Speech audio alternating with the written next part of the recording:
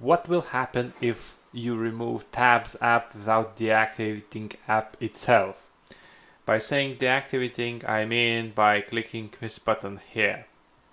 Most of the times, your theme will be broken. So, what to do? First of all, if you did theme backup version, then just republish it.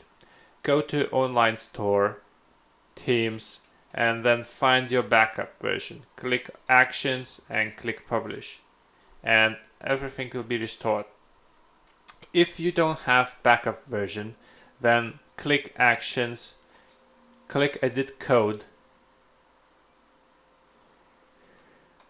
enter in the search BS tabs.